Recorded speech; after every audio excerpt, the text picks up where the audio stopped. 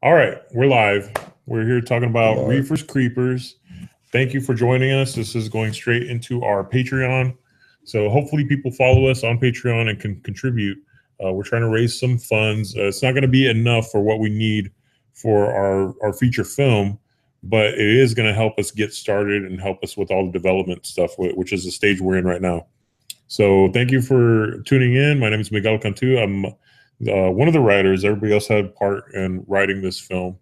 Co-writers. Co-writers, all these other co-writers here and producers. Also will be directing the film once we get into production. So if everybody wants to introduce themselves, let's hear.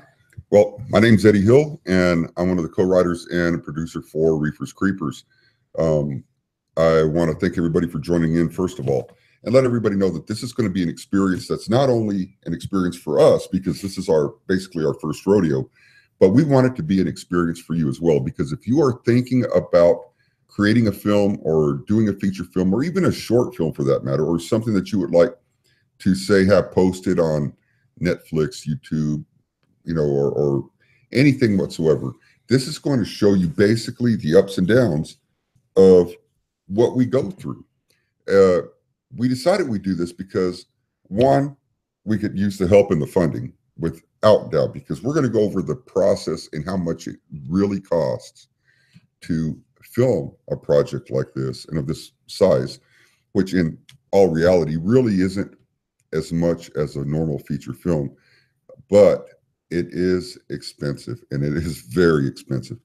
Anything that you all can donate and help us with, we would appreciate like you would not believe. But because of that, what we're doing, what we're going to get back to you is what we've done, what works, and what doesn't work, because we're going to take you on this journey with us from start to finish.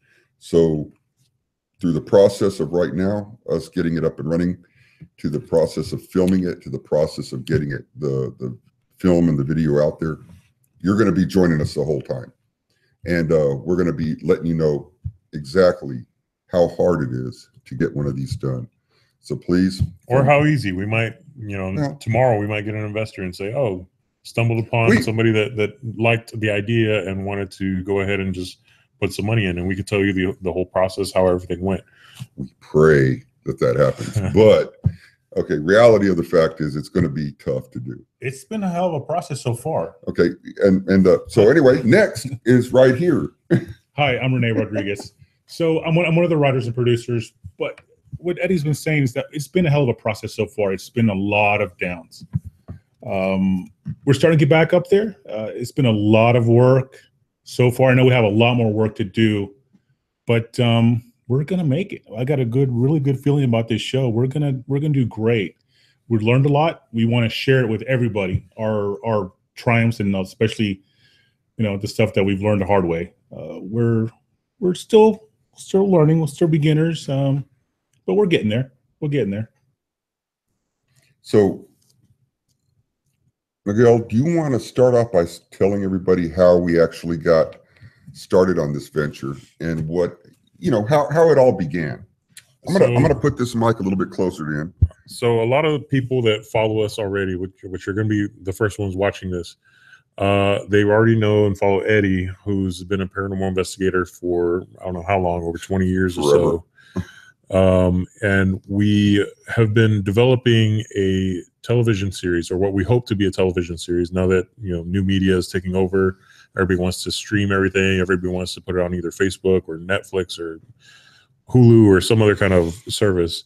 We're making a program about paranormal investigations and taking kind of a scientific approach. So Renee comes along and provides different experiments that we can do, either old analog, like old style kind of, I don't know how you would describe analog experiments where, old school people have, tried to figure out what is causing certain paranormal experiences. And the new technology that's coming out, whether it's infrared cameras, full spectrum, we have 3D mapping systems now. So kind of integrating all that and figuring out what are the possible explanations. If we can figure it out and debunk it as something that is, something physical and something that's real that we can't explain, then that's what we're going to try to do. But for the most part, we do run into some things that, with all the technology that we have and use, we still can't understand what's causing some of these either sightings or reports or whatever you want to call them from happening. And I think just having that spin on a show where we're not just assuming and jumping in and saying, "Oh my God, what was that?" Like, some of the more typical paranormal investigation shows, a lot of them just they just assume that, oh, it's a ghost. Oh, because that leaf blew on that tree, it must be a ghost doing that, right? So while we were developing this show, we decided, well, this thing's getting pretty expensive. We can't really keep going on these adventures with so many people that we have attached to it, because it gets pricey. We got to have gas. We got to be able to feed everybody. We got to be able to set people up in lodging if we're staying somewhere out of town. Well, let's not forget the time that it takes away from everybody's schedule, right? From exactly. Our work schedules and his work schedules, because he has to edit. So he does a lot of the editing, all the editing, and he's the one that puts this together for us. I mean, once we go home, but he still has to edit. So because he still has to edit, I mean, that takes a lot of work on his part and away from his work schedule. And when you edit video, you have to understand it's not an easy process. It takes forever and it's tedious work. So, I mean, this is the kind of thing that the problems that we're running into is being able to fund a lot of this stuff so that we can get this type of content out to you guys so that you can see as well.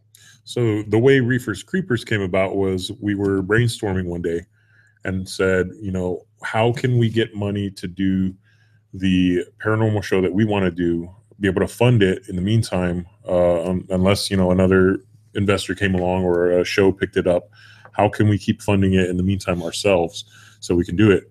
So one of the ideas was, let's make a film. It'll be a much quicker process than going out and, shooting our, hour-long episodes. We can knock out an hour-and-a-half long feature film in a relatively short amount of time, and try to flip that, sell it, and funnel money back into the project in the meantime until we can get, picked up somewhere. So the ideas we started throwing out about a movie came about from Renee. So he always has the best ideas. So one day he just said, why don't I just get high and then y'all film me, or we film each other, and we'll see if we see some ghosts. So why don't we just do that? So I said, you know what? I thought to myself, I was like, that sounds like a dumb idea, but you know what? It's brilliant at the same time, because somebody for sure is going to be sitting at home going through, Netflix or whatever, and scrolling by and see a little one-page paragraph on what this movie is about and say, oh my God, what is this movie? I want to see people getting stoned and look for ghosts and stuff like that. Well, initially the whole idea came from, I do a lot of studies in metaphysics, and I've read a lot of books about shamanism, and they're always talking about doing drugs, certain drugs, psychedelic drugs, and experiencing the other side so they can see, what's going on, from peyote to magic mushrooms, even pot. You can sometimes cross over and see what's going on the other side. And, I've been really fascinated with shamanism all my life. And of course, ever since college, I think most people in the United States have smoked pot at one time or another. And I thought it'd be a great idea. Just let's get stoned and look for ghosts. It wasn't something, as for me, it wasn't really for satire. It was for real experiment. That's what I really wanted to do. But it kind of took a life of its own. It kind of turned off into a movie idea, which, well, to me, great. It lends itself to comedy. First thing you think of when somebody's stoned out of their mind is, you just think of, oh my God, they're gonna do something stupid. Watch. So part of that lends itself to the paranormal, in that, when people are in an altered state of mind, they're paranoid. So they see things, they experience things differently. So why wouldn't somebody make that connection with somebody being stoned with somebody doing a paranormal investigation? How come there hasn't been a movie done like that yet?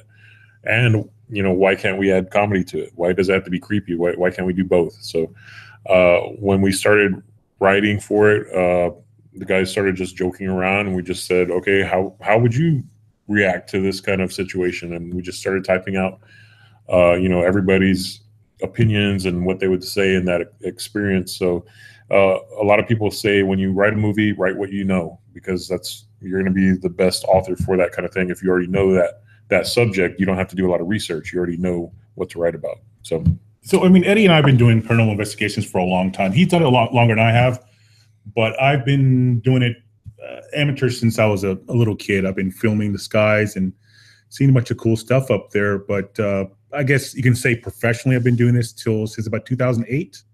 I've been doing this, and we've seen, at least I've seen, some really, really cool stuff. And we have a lot of that stuff on film and audio and photographs. And we wanted to start sharing it with the world. And we started making our own show. And, it takes, like Miguel was saying, it takes a lot of money to make a show. So that's how the movie came up. But as I was saying earlier, Eddie and I have seen some really, really, really cool stuff. Lots of unexplainable events and things that have taken place around us, and things that we've been investigating that we feel are pretty much unexplainable. And you have to understand that we've been doing this a long time, and we know what normally causes certain sounds, what causes certain things, different types of sightings that we've had. I've got military experience. I've been in the military. I know what the military has for the most part. Also, as far as my normal job, I'm retired police, was a police sergeant, had over 26 years in the law enforcement. So I'm retired now. So, I mean, I know pretty much what goes on out there. And by investigating some of this stuff, we utilize a lot of our skills that we've acquired throughout the years. I know I've used mine. Renee's used his in the IT aspect of things. Yeah. So my primary job is I'm a security analyst, security nerd. I'm an IT nerd. So I've been doing this professionally for about 20 some odd years. So I have a background in technology. So that's part of the reasons why I'm I guess they call me the mad scientist of the group, because I know a lot of the technology. If I don't know it, I should be able to learn it pretty quick, because I'm not afraid to get myself dirty into the technology side, which I really love. And that's some of the experiments I'm coming up with in the shows that we're doing. Like Miguel was saying, we do some from the analog, the low end stuff, which a lot of stuff works. From candles, we can use candles to see if anything, communicates, or use it for communication, all the way to like the 3D mapping. So we have this huge range of tools that we can use, and we're slowly getting more and more evidence every single time we go out and do a investigation. And we have so much stuff that we've seen and experienced, and we wanted to share this out with the world. Because a lot of people don't believe in the paranormal. I totally get it, because if I said, I just saw a UFO, you're like, you're crazy. What the hell are you smoking? Until it happens to you. Devil's lettuce. Which is back to the movie. Yeah, until it happens to you, you won't believe. Most people won't believe it. The problem is, at least in the Western society, is that we're taught that this stuff doesn't exist. But it really, really does. We're so closed-minded. I picture myself as mostly United States or Western world as having blinders on, like a horse going through life, blinders on the whole time. And what I want to do is rip them off and say, hey, look, there's more to life than sitting, in front of your phone all day. There's other stuff out there. Just look around. It's a really cool experience living. Well, as the old saying goes, if you want to see, look. Yeah. And a lot of people don't realize that, you walk around all day long and there's things happening all around you, things above you, things flying overhead that you never see because you never look up. People never look up. Never. If you start looking up and start, looking into the sky once in a while, I mean, don't do it while you're driving, but you get the idea. You'll see different things. Yeah, just a while ago, before we started our meeting, when Renee got here, he texted Eddie. He's like, hey, I'm here. So I go downstairs to meet with him, and he's standing by the door, and he's just staring up at the sky. And I'm like, hey, Renee. Were you staring at the sky? Let's go upstairs. Yeah. So he's like, do you see that? I said, what are you looking at? He says, look at we're downtown in San Antonio, and so there's the Tower of Americas. It's a big structure. It's just a big elevator goes up to a revolving restaurant and observation deck and all that.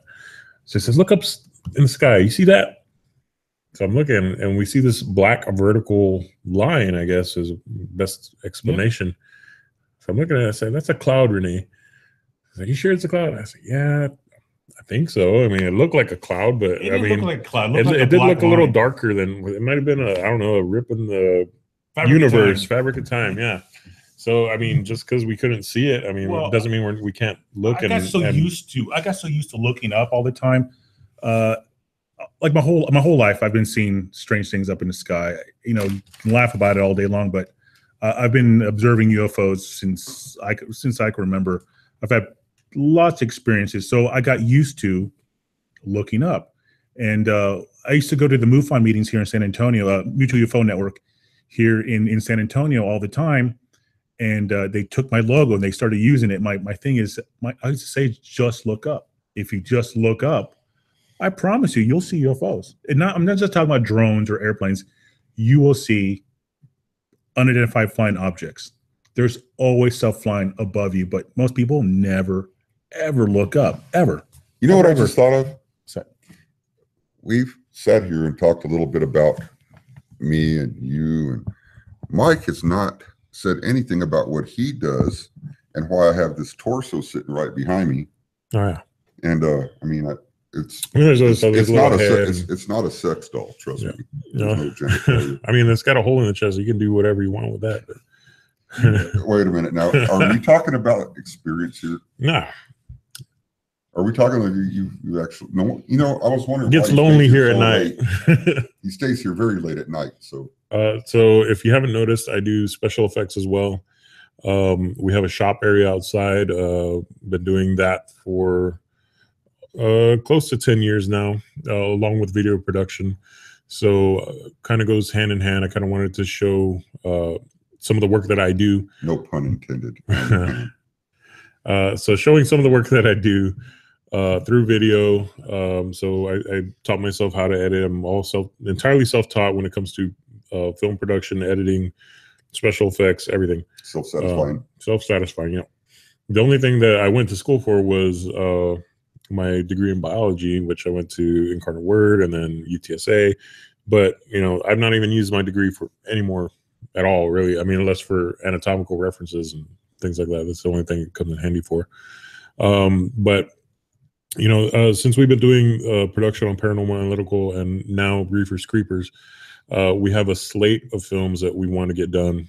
And it seems like it's going to be like a full force, you know, project that we're going to do as soon as this one's done. I mean, we're going to wrap and then get started on the next one and the next one and the next one. And we're going to stay so busy working on productions, working on films and TV shows that we're probably going to be one of the powerhouses in Texas, or if not the country, coming up fairly shortly. There's a lot that we're actually working on right now that is going to be, it's very big projects we're working on, is all I can tell you right now. Even though we're working right now on Reefers Creepers, you know, we're in the project, or we're actually writing another one right now. And, several. We have about like 7 other projects still. One that we're currently, or I'm typing on, and so as it hits me, I write, and that's kind of what we're doing now. But like I said, the main thing of what we wanted to do was go through what we've been through so far. We've told you how Reefers Creepers came about, and it's been an interesting journey to this point. I'm gonna go get the pitch decks. Oh, okay, yeah, get that, because I'm sure they'd like to see that. It's been an interesting journey up to this point. I can tell you that. I can tell you that it's a lot harder than what we initially thought. Oh yeah. You know, this is, when we first started this, we didn't think it was going to be this hard or cost this much money. But I can tell you, it's very expensive. I didn't know, because see, he's got the film experience. We don't. You know, we're just in front of the camera. He's the one that runs the camera. So I mean, he knows more or less how a lot of this stuff works. He works in the studio. So all this stuff is things that he's used to doing, and I was just kind of dumbfounded when I realized, you know, how much all this is going to cost and what all's involved in making it happen. So the thing about this film is, I mean, anybody can tell you, like, if you want to make a movie, just make a movie, right? We don't want to just make a movie. We want to make something that's going to be high quality. We want to put good name actors in it. There's a right way and a wrong way of doing things. If we're going to put so much time and investment into this, why not make it the best we can? So what we did was we started planning a lot. So in our development stage of this, we contacted Jesus Fuentes. He's a unit production manager. He's a development producer. He helped us get these what are called pitch decks. So anybody that is not familiar with a pitch deck, what it is basically a mini business plan in a little graphic booklet that you can show to investors. They can get an idea of what the movie's about. So you can see what the movie's about. Up there. Oh, yeah. They can see it. You can see the log line. You can see the budget, what we're planning on raising, the genre, who all's involved. So we have all the other producers. Patrick, who isn't here, he's in our pitch. Hi, Patrick. Hi, Patrick. Charts and graphs and everything that, you know, investors want to see with return on investment, comparable films, other avenues of raising money, which will be not just self-distribution, but going after a bigger studio that can get, you know, theatrical release and all that, and even having, like, you know, video games and things like that. So there's lots of other ways. Oh, and product placement. So if anybody wants to show a brand in the film, they can contact us and get that in there. We're going to actually be approaching some brands pretty soon. So hopefully not to look like a commercial or a sellout in the production, but, you know, still be able to show some of the tools we use, or some of the, you know, why wouldn't you want to get some monetary compensation for showing something that's going to be seen by a wide audience? So that's the idea with our pitch deck, and approaching people with money that might be able to say, okay, you need $500,000.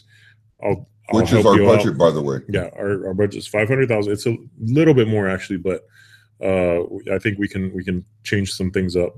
But if somebody says, I'll give you the money, our agreement with them is, you know, so you get so much, we keep so much as far as compensation for ourselves if it sells. But we do intend to pay back whoever invests plus an additional 20% and 20% into perpetuity. So whatever money is raised from this film, from the point it gets sold to whenever time ends or whatever, they'll keep, you know, earning an additional 20% from us. So that's basically how we've set up our structure. And then on top of that, we have an entire, like, marketing campaign that we're trying to do that's a little bit different than what is typically done. We're trying to do a bunch of little viral videos and take submissions from, you know, anybody that's interested, so that we can put those videos out as well. The style is going to be prevalent throughout the entire movie. So it's going to be shot found footage style or documentary style, because they are paranormal investigators. That's, you know, usually how they present all their findings and research and all that. So if we keep the whole marketing theme the same way, it's going to create this whole little, like, you know, it creates like a cult following in itself almost. Plus the whole, you know, there's a found footage subculture, there's a stoner subculture, horror fan subculture, and then the comedy as well. So it's got it hits a lot of points that we think a film hasn't done in a while, especially a stoner film. You know, there hasn't been one since, like, I don't know, whatever Seth Rogen's been in lately.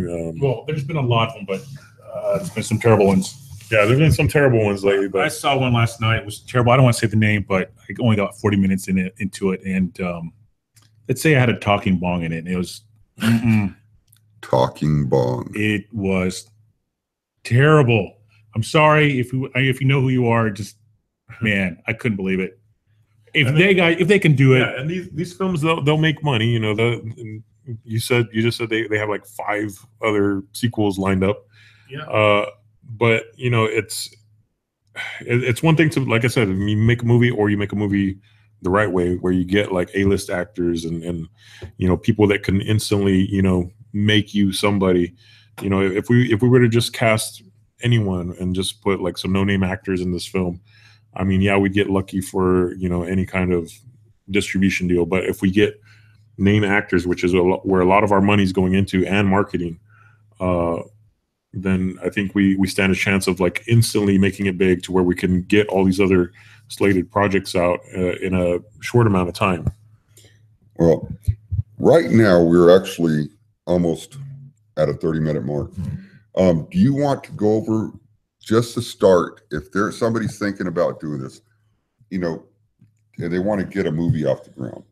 Let's go over some of the pointers on what they need to do first, second, and third, and then we'll go from there on our next show. Okay. First things first, get a script. Well, right? An idea. Get an idea, yeah.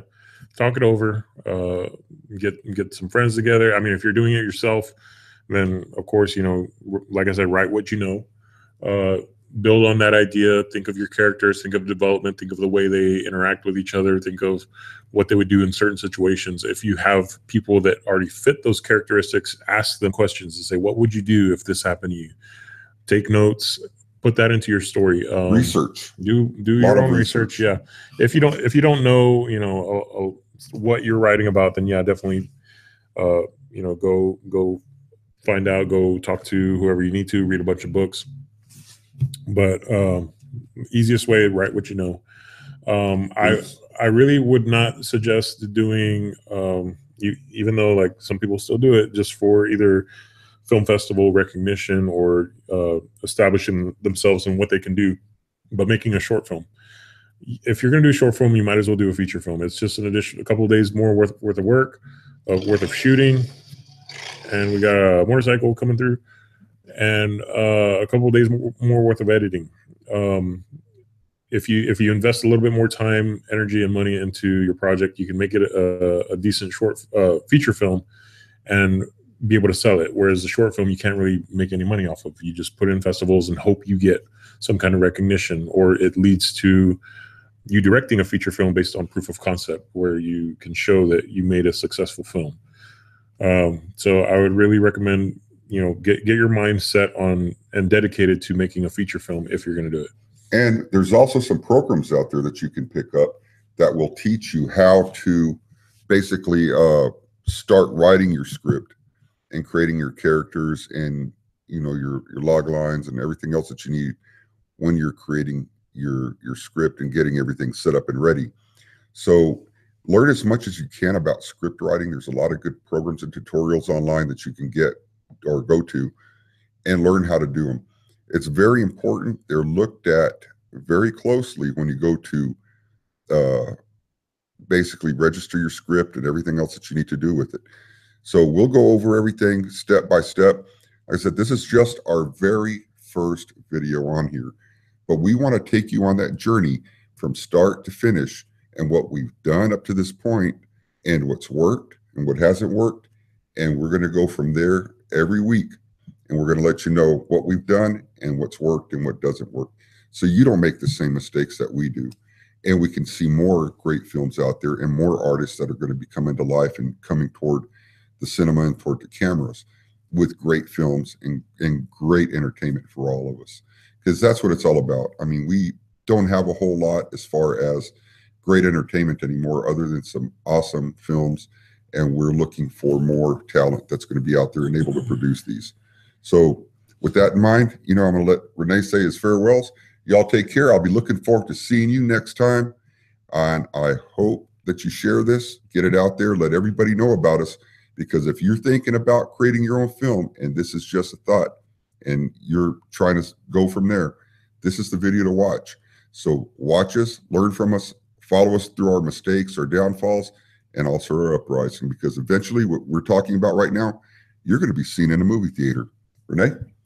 Well, what I'm going to be doing is I'm going to be doing a lot of research into the other side. So that's my contribution for now, and I'll tell you some more about it the next show. He's already thinking about that. So yeah, I'll do some more research and we'll talk about it next time. Next time we see you. So anyway, everybody, most of the crew from Reefers Creepers, minus Patrick Newcomb, and Patrick will hopefully be with us next time around. So you'll get to meet him on here if you haven't already. But y'all take care. Don't drink and drive. Don't text and drive. Don't do any of that bad stuff. Get in trouble, crash, hurt yourself.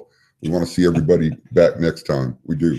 And we want you to learn as we go along. So if there's anything that you can do for donations, we accept it all, whatever, little, whether it's $1, whether it's our entire 500,000 or 500,000. If we can get that from you, hell, let's rock. But anything you can spare, we'd appreciate, because it does take a lot of money to get this stuff done. It does take a lot of money to continue forward. And God bless you guys. We appreciate it all. And anything you can send our way, please do. We're going to work hard, make this happen, and that way you can see what all takes place. Until next time, take care. I'm going to leave a couple more words. So like Eddie said, if you can contribute, we're going to try to be posting pretty frequently, at least once a week, on our Patreon, so you can get exclusive videos on what it is we're doing, all updates that we're going about. I think next week we're going to talk about our viral video. We're going to be putting up a donation video similar to if you can think of the ASPCA commercials with the little neglected animals and Sarah McLachlan music. Neglected potheads. It's we already shot some and it looks pretty funny already and it looks great. So we're going to be putting that out there as well, so we can take donations aside from our Patreon patrons that like to contribute. We'll be taking some PayPal donations to help us get through the developmental stages. Hopefully we can meet with somebody soon that can get us at least some money to secure some retainers on some of the actors, so that we can finally announce who it is we've been looking to cast into our film. Another point I want to make is, if you're going to get in your film, look into getting a great casting director, because they will fight for you and all your rights and all your protections for your film, and not let an agent try to run things over and take every single dime and penny from you to pay their talent. So get a good casting director. We're working with Andrew Aguilar, so I'd like to thank him for helping us out. And what else? Contact information. Go to our website, reeferscreepers.com. You can see a little bit of bio and background on everybody here. You can see the log line, the synopsis of the film, so you can get a better idea of what it is that we're going to be showing. You can probably even see our talent palette, who we're looking to cast. So that's on there. That's on there. It probably shouldn't be, but I kind of want people to see that we're kind of like opening up on what you should do and what you can do to make a film, and how to do it in a professional way, and not just try to hoard and hide all the information to ourselves, because there's plenty of room for entertainment throughout the world. So why can't everybody be a filmmaker? So if you go to the website, you can see all that information. You can see an example of like where we want to go with a video game, where we want to make an 8-bit video game that you can download as an app and use in conjunction with the film to get like a backstory on the villain. I think it's a great additional, what Jesus likes to call a transmedia kind of deal. So you can also email us, info@reeferscreepers.com. That'll come directly to me. I'll share any information that we have with all the other producers, everyone else that's involved. If you want to send us any of your own videos, go to our YouTube page, look up Reefers Creepers, and you can see some examples that we've already put up. There's a beatboxing video where somebody's in the background smoking on the devil's lettuce, which is the strain of weed that we're presenting in the movie. He becomes possessed and attacks the beatboxer, well, a rapper and a beatboxer.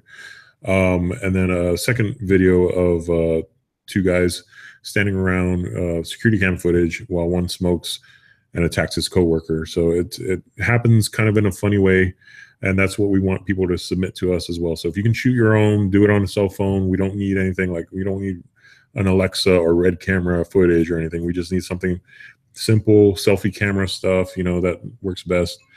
And send it to us, and we can put on either on the website. We definitely want to try to put something on the intro of the movie, because that's the way it plays out in the beginning, where the investigators are just looking around on the internet and they see these weird videos. Yeah, but if they want to send us something that's on high quality, they can do that as well. Oh yeah, for sure. You know, one more thing. If you guys can actually send it, if you actually captured anything that's paranormal, that would be great. Send it. We would legit. I want legit. You know, none of the fake stuff, because we've got all the equipment. We'll find out exactly what's on there. I really do like UFOs, special effects, whatever. We can spot the fakes. Yeah, we can. For the most part, we can. But, we can. But you know, if you really have some real ghost sightings, UFO sightings, alien sightings, whatever you have, send it in. We want to take a look at it. Because this is what we do. Yeah, this is our other function. And we debunk things.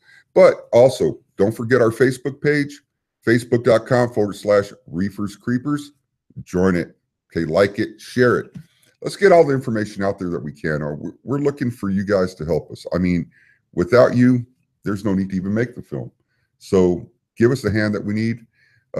Share this stuff, get it out there for us. You know, if you can't donate anything, we understand.